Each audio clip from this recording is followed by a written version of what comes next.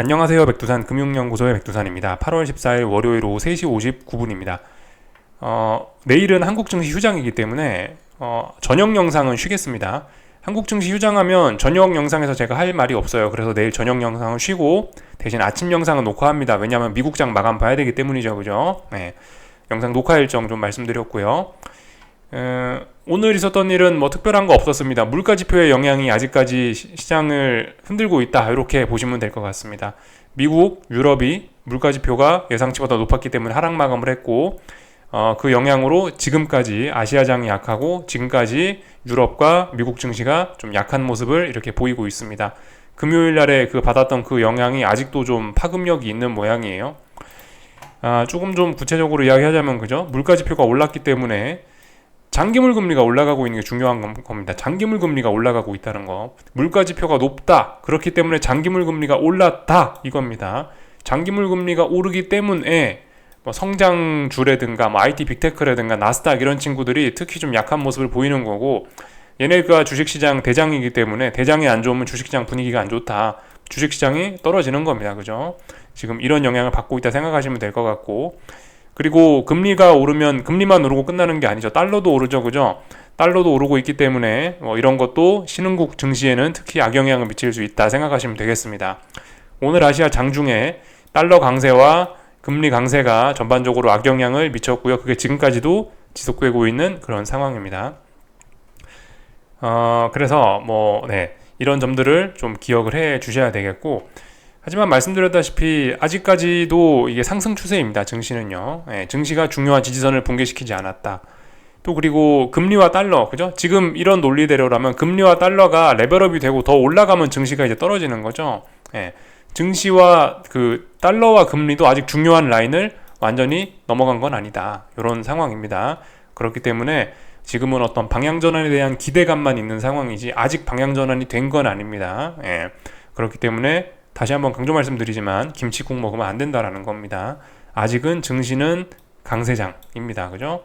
그리고 달러와 금리는 올라가고 있지만 아직까지 좀 제한적인 구간이고요. 물론 이런 것들이 더 상승 추세로 갈 만한 그런 전환 가능성은 내포하고 있습니다. 그죠? 증시도 하방 전환 할 수 있는 가능성은 내포하고 있어요. 이제 이런 가능성을 좀 이제 이런 합리적인 전환 가능성이 좀 가시적으로 보이는 겁니다. 그래서 이번 주에 다들 중요한 자리에 와 있어요. 중요한 자리. 달러와 금리도 어딘가를 넘어가면 레벨업이 되고 이제 정말 상승 추세로 전환될 수도 있는데, 지금 이제 그 턱걸이 선에 와 있는 거고요. 증시도 그 턱걸이 선에 와 있습니다. 하락 추세로 전환될 수 있는 그 턱걸이 라인에 지금 딱 와 있는 거예요. 이번 주에 기술적으로 그런 의미가 있는 한 주입니다. 이 자리들을 테스트합니다. 금리와 달러는 올라가면서 저항을 테스트하고, 증시는 떨어지면서 지지력을 테스트하는 게 아마 이번 한 주가 될 거예요. 그렇기 때문에 좀 잘 보면 좋을 것 같고, 예전엔 제가 결정적인 순간을 지나고 있다 그런 표현을 썼지만 이제는 안 쓰고 있죠. 그죠? 결정적인 순간, 그런 거는 증시 고점이 나왔을 수 있다 그런 걸 의미하는 건데, 증시 고점 그런 이야기는 이미, 그죠? 이미 증시의 고점은 이미 몇 주쯤 전부터 더 이상 갱신이 안 되고 있기 때문에, 어쨌든 그죠? 지금은 결정적인 순간이라고 표현하기는 좀 뭐하고, 지금은 이제 자연스럽게 추세가 전환되느냐 마느냐, 이제 그런 과정에 와 있는 거죠. 결정적인 순간까지는 아니고, 이제 어떤 양 세력 간에, 상방 세력과 하방 세력 간에 치열한 줄다리기가 진행되고 있었는데, 이제 이 줄다리기가 거의 끝나가는 그런 순간이라고 보시면 될 것 같습니다. 간절기예요. 간절기인데 계절이 바뀌고 있는데 거의 이제 방향이 바뀌었다라고 선언도 할 가능성이 있는 그런 간절기의 끝 부근이지 않나 싶습니다. 그래서 아무튼 거기에 맞게, 그죠? 좀 대응을 해야 되겠죠. 그러니까 아직까지 시장이 강한 이유는 강세장이니까 강한 거예요. 주식시장, 그죠? 주식시장 빠지더라도 폭락하지 못하고, 빠지다가도 올라오는 게 지지선이 많이 있고 상승 추세니까 그런 겁니다. 그죠? 그런 점들을 좀 잘 이해를 좀 하셔야 되겠습니다. 그래서 이번 주에 시장에 영향을 미칠 수 있는 이슈들은 FOMC 의사록 공개가 있습니다. 지난 7월 달에 FOMC 회의가 있었는데, 거기서 위원들이 뭐라고 했나, FOMC 의사록 공개에서 우리는 그 내용을 확인을 할 수가 있죠. 이게 시장에 좀 영향을 미칠 수 있는 중요한 이슈고요. 나머지는 특별한 거 없습니다. 물론 미국의 소매 판매 지표가 발표가 되는데, 소매 판매 지표는 솔직히 FOMC 회의에 비하면, 의사록 공개에 비하면 중요도는 조금 떨어집니다. 그렇지만 뭐 어쨌든 좀 그 이번 주에 별다른 이슈가 없기 때문에 이것도 좀 시장 영향은 미칠 수 있을 것 같아요. 예. 그래서 소매 판매가 좋으면 또 경제가 좋다 이러면서 금리가 또 올라가고 달러가 올라가고 증시는 떨어지고 이럴 수 있겠죠. 그죠? 반대의 경우는 그 반대. 그죠? 소매 판매 지표 안 좋으면 다 반대 이렇게 생각하시면 되겠습니다. 한편으로 생각하면 지금 그 굿 이즈 배드이기도 하네요. 그죠? 재밌습니다. 그죠? 소매 판매 지표가 좋으면 주식시장에 안 좋을 수도 있겠네요. 그죠? 금리가 올라가면서 주식시장에 안 좋을 수도 있겠다. 또 이런 생각도 해볼 수가 있겠습니다. 하여튼 뭐 요까지 좀 말씀드리면 될 것 같고, 오늘 있었던 일들 기술적인 점검들 하기 전에 뭐 간단하게 어떤 그 심리적인 이야기나 뭐 어떤 뭐 투자 스타일 뭐 그런 거에 관해서 좀 한두 가지만 좀 이야기를 할까 합니다.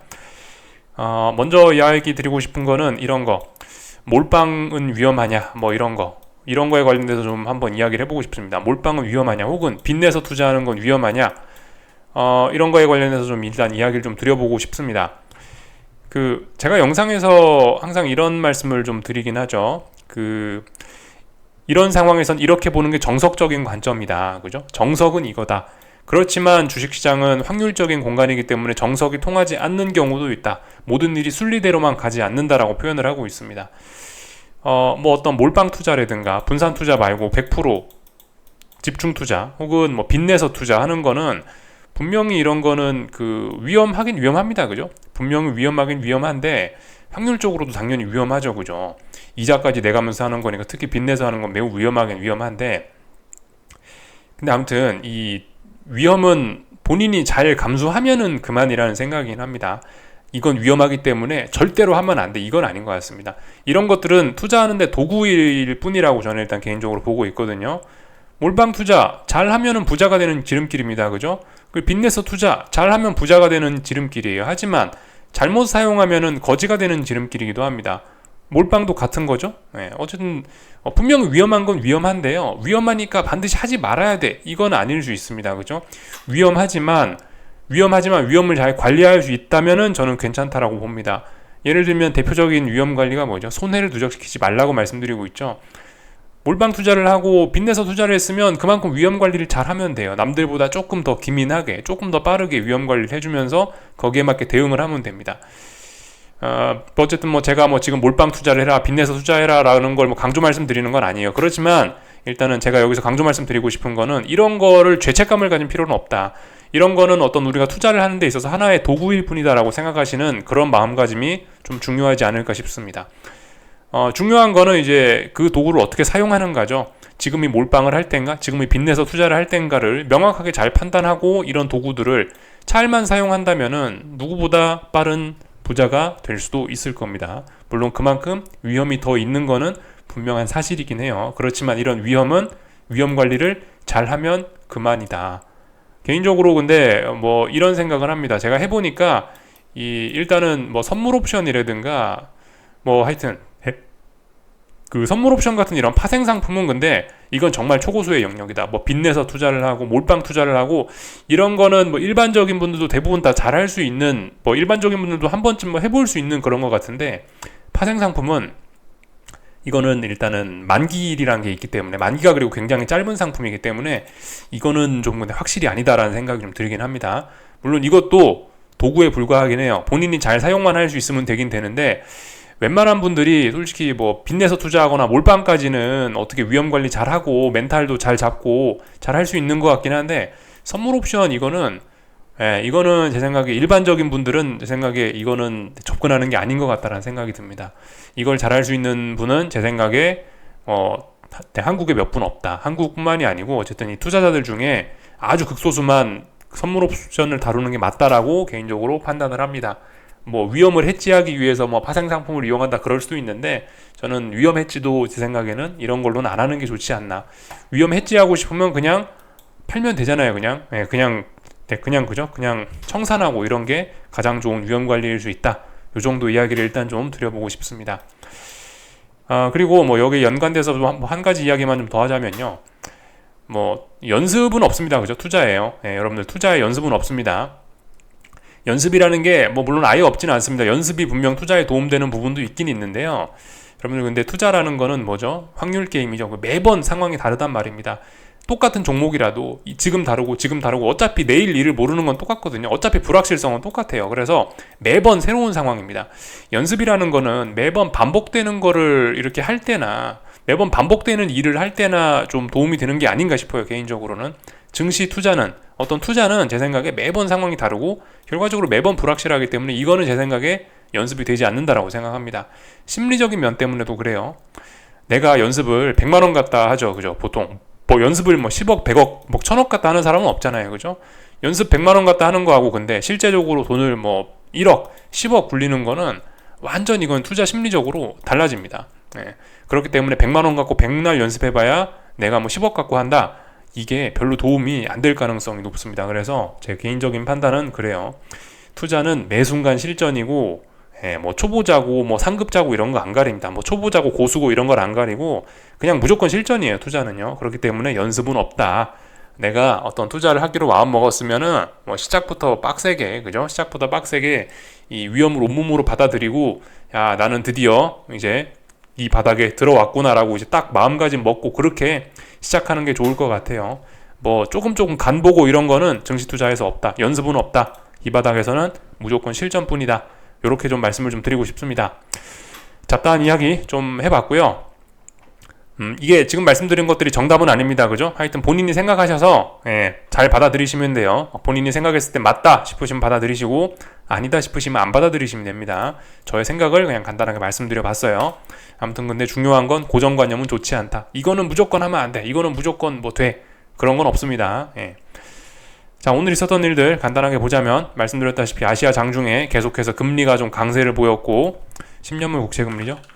달러가 계속해서 강세를 보였기 때문에 오늘 아시아장 특히나 좀 더 안 좋은 모습 보였죠. 그죠? 그래서 아시아장 오늘 낙폭이 좀 됐다. 일본도 한 1%쯤 빠지고 중국도 오늘 엄청 빠지다가 올라왔다. 이렇게 볼 수가 있겠습니다.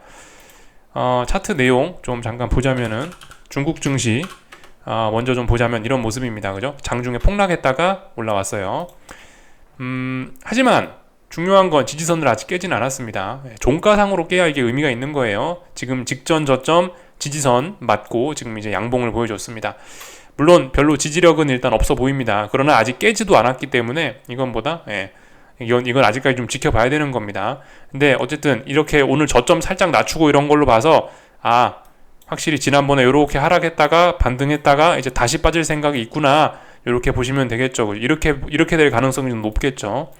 다만 아직 중요한 지지선 붕괴되지는 않았기 때문에 아래쪽에 대한 기대는 갖고 있지만은 너무나 김칫국을 먹으면 안 된다 이런 겁니다. 하여튼 오늘 뭐 중국 증시가 빠진 건 뭐 때문이겠어요? 뭐 보나마나 벽개원이니 뭐니 그죠? 무슨 그 부동산 회사가 약하다 뭐 그런 것 때문에 하락을 했겠죠. 근데 그 부동산 회사가 약해서 뭐 하락을 한 것도 있겠지만 결과적으로 뭡니까? 우리 어떤 좀 매크로적인 관점에서 보면 좀 전에 봤죠. 미국 금리가 올라가기 때문에 미국 금리가 올라가고 있기 때문에 환율이 올라가면서 증시가 빠졌다. 이렇게도 이런 관점으로도 충분히 볼 수 있습니다. 하여튼 그래서 중국 증시 약하구나. 지난번 이건 반등에 불과했구나. 지난번 쌍고점 만들고 잘 빠지고 있구나. 라는 걸 확인을 했고요. 다만 중요한 지지선 여기까지 좀 급하게 빠진 감이 있기 때문에 여기서 곧바로 빠지기보다는 조금 좀 어떤 테스트를 좀 거치지 않겠냐. 여기서 지지력 테스트를 좀 몇 거래일 정도 하지 않겠냐 싶습니다. 여기까지 보면 될 것 같고요. 뭐 일본 증시도 뭐 잠깐 볼까요? 일본 증시도 오늘 약세 보였죠? 그래서 그 전일 상승을 거의 다 되돌렸습니다. 완전 되돌린 건 아니고 거의 다 되돌렸기 때문에 얘도 어떤 하락 전환에 대한 기대감이 높아지고 있죠. 중요한 지지선 다시 한번 지지력 테스트하러 내려왔고요. 얘도 붕괴에 대한 기대감만 높아지고 있습니다. 그래서 이 보시면 일본 증시도 완전 하락 전환으로의 가능성이 지금 보이고 있는 거지 아직 전환된 건 아닙니다. 그죠? 기대감만 가득한 상황입니다. 기대감만. 김칫국 먹으면 안 됩니다. 중요한 자리 깨야지 이제 이제 전환됐다 이렇게 볼 수가 있는 겁니다.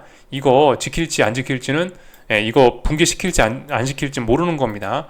물론 근데 이런 상황에서 합리적인 관점은 뭐다? 붕괴시킬 거다. 높은 확률로 붕괴되겠지라고 보는 게 합리적인 관점이긴 합니다. 이제는요. 고점 3번에 걸쳐서 낮아졌고요. 이번에 여기까지 빠지고 나서 반등이 나왔는데 반등이 이까지도 못 올라왔죠. 여기까지도 못 올라왔죠. 이제 이거는 사실상 붕괴될 가능성이 매우 높습니다. 그래서 드디어 세계 증시가 좀 가장 강하던 일본 증시마저 하락 추세로 전환이 되려고 하는 그런 모습들을 보이고 있습니다. 그러나 아직까지 전환되지는 않았습니다. 이렇게 볼 수 있을 것 같고요. 오늘 환율들 좀 일제히 좀 다 봐야 될 것 같은데, 환율들이 다들 중요한 자리들을 지금 이제 터치하고 있어요. 워낙 무거운 저항이기 때문에, 또 그리고 지난번 급등했던 것들이 좀 피로감이 있기 때문에 제 생각에 이제 이번 주에 여기서 힘겨루기를 좀 하겠죠. 위로 올라갈 거냐 내려갈 거냐 힘겨루기를 좀 할 것 같긴 한데요. 일단 근데 이까지 올라왔다라는 사실 자체가 더 올라가겠다라는 것을 내포하는, 어떤 그런 더 추가 상승 의지를 내포하는 것이긴 합니다. 그래서 아직은 넘어가지 않았다, 그죠? 근데 일단 엔화도 약세 보이고 있다. 또 그리고 오늘 위안화도 약세를 보였다. 그래서 위안화도 직전 고점, 그죠? 중요한 자리죠. 중요한 자리에 여기 넘어가려고 시도하고 있다라는 거 볼 수가 있겠고요.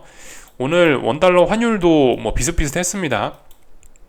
원달러 환율은 물론 뭐 약간 모양 좀 다르긴 다른데, 원달러 환율 같은 경우는 대략적으로 지금 여기 어딘가가 좀 무거운 저항이라 할 수 있겠네요. 1340원. 왜 1340원이냐면은 여기입니다. 5월 초에 만들어놨던 이런 매물대가 있거든요. 그게 1340원이에요.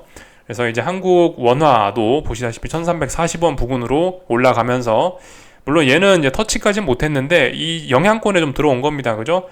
그래서 지금 일제히 그 아시아권 통화들이 전고점에 일제히 다 도달을 했습니다. 그래서 이제 이번 주에 그 무거운 저항 테스트에 본격적으로 그 저항 테스트 영역으로 들어갔습니다. 그렇기 때문에 이제 이번 주부터 본격적으로 테스트가 시작되는데, 근데 아무튼 이 특별한 이슈가 없으면 여기들은 다 저항이기 때문에 여기서 버벅버벅 할 수 있습니다. 버벅버벅 하는 사이에 얘가 조금 내려온다라면 증시는 또 올라갈 수도 있죠. 그죠? 이런 점들 생각해 봐야 돼요. 지금 환율들이 하여튼 다들 중요한 자리에 왔다. 환율 상승세들이 다 여전하긴 한데, 근데 중요한 저항에 왔으니까 환율 상승세가 이번 주에 주춤할 수도 있다 정도는 생각을 해봐야 되겠습니다. 그죠? 왜냐? 저항이잖아요. 그죠? 상식적인 이야기 해봤습니다. 조금 전에 개장한 유럽 증시는 독일 증시는 일단 하락 출발하긴 했는데 조금 회복하고 있네요. 근데 계속해서 박스권입니다. 뭐 특별히 할 말은 없습니다. 그리고 지난번에 한번 급락했던 자리가 있기 때문에 이제는 그 여기서 좀 더 빠진다 해도 뭐 대략적으로 이 자리까지는 급락은 좀 면할 수도 있는 그런 상황. 하여튼 계속해서 답답한 구간입니다. 근데 얘도 그죠? 얘도 하여튼 별로 분위기는 좋지 않은 그런 상황입니다. 세계 증시가 이제 그 간절기를 끝내고 다들 어떤 추세 전환 가능성을 이렇게 보여주고 있는 그런 상황입니다. 그렇지만 그죠? 말씀드렸다시피 지금 제가 계속해서 중요한 지지선을 붕괴시킨 건 아니다라고 말씀을 드리는 게요. 대응 잘 하시라고요. 그러니까 중요한 지지선이 여기 있으니까 지금 지지선에서 붕괴시킬 것 같다. 그러니까 난 여기서 하방 투자해야지. 이거는 아닐 수 있다라는 겁니다. 하방 투자는 지금 상승장이기 때문에 위에 저항이 올라갔을 때, 이렇게 증시가 저항이 올라갔을 때 여기서 이런 자리에서 이제 하방 투자를 했었어야 되는 게 맞는 거지. 이미 여기 지지선 부근이잖아요. 지지선인데 왜 여기서 하방을 진입하나요? 그죠? 별로 좋은 생각은 아닐 수 있다. 물론 뭐 붕괴시킬 것 같기 때문에 여기서 하방 진입했다. 맞으면 다행인데, 틀리면은 이제 가장 비싼 값에 하방을 진입한 것일 수도 있기 때문에 하방 진입은 좀 위험한 자리가 아닌가 싶긴 합니다. 차라리 이거 붕괴되는 걸 확인을 하면은 그 다음에 하방 진입하면은 차라리 좀 나을 수도 있다. 라는 게 일단 뭐 저의 일반적으로 그냥 드릴 수 있는 그런 이야기입니다. 지금은 논리적으로는 뭡니까? 논리적인 판단은 뭐냐면, 지금 상승장이고 지지선 부근에 왔기 때문에 주식 매수해야 돼요. 지금은요. 그게 맞습니다. 원래 정석적인 대응은 이게 맞는 거예요. 교과서적인 대응은요. 그러나 교과서가 언제나 교과서가 언제나 맞는 것은 아니긴 하죠. 왜냐면 확률 게임이니까요. 요까지 말씀드리면은 얼추 다 본 것 같습니다. 오늘 밤 특별한 경제지표 발표 없고, 오늘 밤 3개월물, 6개월물 어떤 국채 입찰 이런 게 있긴 있는데, 사실 이번 주는 국채 입찰 대부분 좀 조용하더라고요. 특별한 이벤트 없더라고요. 하여튼 그래서 오늘 밤에도 특별한 일 없고 그냥 뻑뻑하게 특별한 재료 없는 가운데 들썩들썩 하면서 위아래로 지지와 저항 테스트 하겠지 싶습니다. 그리고 오늘 한국 증시 좀 간단하게 보자면은, 한국 증시는 오늘 선물 340을 드디어 붕괴시켰죠. 그죠? 정확하게 이야기하면 339가 좀 더 중요한 자리인데, 339 붕괴됐으니까 일단 좁은 구간 안에서는 그래도 한동안 그 몇 거래일 동안 거의 일주일 내내 버티던 어떤 박스권 하단을 깬 게 됐고요. 좁은 박스권 좁은 박스권의 하단을 깬 게 돼서 일단 레벨 다운 되긴 됐고요. 그래서 일단 어디까지 빠질 수 있냐? 하락의 목표치는 한 332, 333 여기 직전 저점까지 열렸습니다. 코스피요. 333 정도까지 목표치가 열렸다. 이렇게 보면 될 것 같습니다. 보시다시피 빠지다 올라오죠. 급락하기는 아직까지는 강세장의 그런 영향이 있다. 이 정도로 말씀드리면 될 것 같습니다. 하여튼 아직까지 뭐 진짜 중요한 자리, 이런 자리가 붕괴돼야 하락 추세죠, 그죠? 아직까지 상승장이고요. 뭐 좀 답답한 뭐 그런 박스권 안에서 놀고 있다, 이렇게도 볼 수 있을 겁니다. 하여튼 지금은 뭐 저는 특별히 할 말이 없습니다. 그냥 지켜볼 때라고 생각이 되고요. 뭐 이렇게 추세선을 그어볼 수 있거든요. 저점과 저점 이런 식으로 좀 연결해 볼 수 있거든요. 근데 오늘 이렇게 하락을 하면서 이게 지금 제가 이 선이 정확한 선이 아닙니다. 지금 마우스로 대충 긋고 있기 때문에 잘 안 그어졌는데, 지금 보시면 어쨌든 이렇게 저점과 저점을 끊는 이런 선이 있는데요. 이런 선들을 지금 왕창 붕괴시키고 있습니다. 그러니까 이런 걸 보면 전환 가능성이 좀 높아 보이는구나, 이 정도까지는 이야기할 수 있는 거예요. 이 정도 말씀드리면 될 것 같습니다. 하여튼 지금 상승장이니까 하여튼 이렇게 양봉이 나오고 위로 올라갈 때 반등시 매도 전략을 하는 게 아무래도 여러분들께 이로울 가능성이 좀 높습니다. 뭐 여기까지 말씀드리면 된 것 같고, 코스닥은 어떻나요? 아직 붕괴된 거 아니죠, 그죠? 코스닥은 지난 몇 거래일 동안 저항 확인했으니까 오늘 하락하는 게 자연스러운 날이니 하락했고, 다만 중요한 건 더 아래쪽으로 가고 싶으면 여기 직전 저점 라인이 한 1440 정도 됩니다. 1440 정도 되는데 이 라인을 아직 완전히 붕괴시킨 건 아니다. 왜 이리 선이 삐뚤삐뚤하게 그어지죠? 여기 1439원 40원 정도가 어떤 지지선입니다. 여기 붕괴돼야 완전히 붕괴되는 거예요. 물론 뭐 종가상을 조금 붕괴시켰는데 이런 거는 일단 이런 건 큰 의미 없다라고 보이고 턱걸이고요. 하여튼 완전 몸통으로, 음봉의 몸통으로 저런 걸 붕괴시켜야 의미가 있습니다. 다만 그죠, 얘도 힘이 급속히 빠지고 있죠. 지난번에 여기서부터 해서 여기까지 빠졌는데 반등이 박스권 상단까지 올라올 수도 있었는데 박스권 중간까지도 못 올라왔죠. 여기가 중간인데 중간도 못 올라왔잖아요. 그럼 얼마나 약하겠습니까? 그러면 쭉 미끄러져 내리면서 하락 전환될 가능성이 매우 높아진 그런 상황이죠. 그러니까 지난번에 반등시 매도 전략 잘 하셨던 분들은 이제 가만히 이제 수익을 누적시키시면서 한번 좀 시간을 잘 보내보시는 게 어떨까 싶습니다. 계좌에 수익 시켰다고 제발 좀 팔지 마시고 한번 끝까지 들고 가 보셔야, 그래야 이제 뭐 어떤, 그죠? 그래야 어떤 추세적인 하락을 먹고 뭐 그런 거죠, 그죠? 하여튼 뭐 그렇습니다. 뭐 꼭 뭐 저처럼 뭐 추세적인 하락을 뭐 먹고 그럴 필요는 없어요. 하여튼 본인 하고 싶으신 대로 하시는 겁니다. 자기 스타일이 난 단타가 좋다 그러시면 단타 하시는 거예요. 뭐 장기 투자가 꼭 좋다 그것도 아닙니다, 사실. 본인이 잘할 수 있으면 단기 투자 열심히 하면서 현금 흐름 만들어내는 게 좋죠. 그죠? 근데 이제 그런 게 어렵다라고 느끼시는 분들은 장기 투자하시면 되는 거고요. 그것도 본인의 스타일에 맞게. 정답은 없습니다. 오답은 있죠. 이렇게 볼 수가 있을 것 같고요. 그래서 하여튼 한국 증시는 뭐 하여튼 오늘까지 이렇게 빠지면서 이제 급락 위험 열렸습니다. 그죠? 코스닥도 중요한 자리 이제 붕괴되면 급락 가능성이 있죠. 왜냐하면 아래 어느 선까지 지지력이 없으니까 몇 프로 정도 급락할 수 있는 구간이 있고요. 코스피도 333까지 목표치 열렸죠, 그죠? 그러니까 한 3, 4포인트 가까이 이제 변동성이 확대되면서 좀 급락할 수 있는 그런 공간이 있다. 그러나 급락하려고 한다면은 미국이나 유럽의 허락이 필요할 겁니다. 여기까지 보면 될 것 같고, 하여튼 환율도 중요한 저항 부근까지 왔으니까 이런 자리에서 막 달러 추격 매수 하시면은 곤란할 수 있다. 왜냐? 저항이니까요, 그죠? 그래서 보시다시피 원달러 환율도 결과적으로 추세 전환의 가능성이 높아지고 있다. 일단 지난번 직전 고점은 돌파 한착 했으니까 이런 식으로 일단 추세가 이상해졌고요. 굉장히 비추세가 돼버렸고요. 중요한 여기 저항만 돌파 한착하면 안전한 상승 추세 가능합니다. 그래서 뭐 여기까지 보면 한국 증시 다 봤습니다. 시간 잘 보내는 게 중요해요. 그래서 제가 맨날 즐거운 주말 보내세요 뭐 그런 이야기 하는 건데, 그게 그냥 인사말이 아닙니다. 계속 강조 말씀드리지만 시간 잘 보내는 게 정말 중요합니다. 나머지 뭐 특별한 거 할 이야기 없고요. 삼성전자 하락 추세 전환돼서 뭐 잘 빠지고 있고요. 하이닉스도 뭐 보시다시피 이제 하이닉스는 아직 아니죠. 하이닉스는 아직 상승 추세지만 힘이 분명히 빠졌습니다. 12만원 붕괴됐기 때문에 뭐 특별히 다른 거 드릴 이야기는 없고요. 하여튼 뭐 잘 빠지고 있습니다. 특별히 뭐 다른 거 볼 거 없고, 미국 증시 하여튼 뭐 특별한 일 없으면 계속해서 그냥 줄줄줄 흘러내리는 게 맞습니다. 뭐 딱히 뭐 아직까지 의미 있는 매수세 이런 거 안 보이기 때문에 천천히 일단 흘러내리는 게 자연스러운 날이긴 한데요. 일단 어떻게 될지 뭐 잘 모르는 거고, 그 나스닥 중요한 지지선 어딘지 기억하셔야 되겠죠. 나스닥 이 자리가 중요한 거예요. 이 자리가 14,870 정도? 여기 있는 자리가 여기가 붕괴돼야 이 자리가 붕괴가 돼야 이제 결과적으로 하락으로 전환이 되는 겁니다.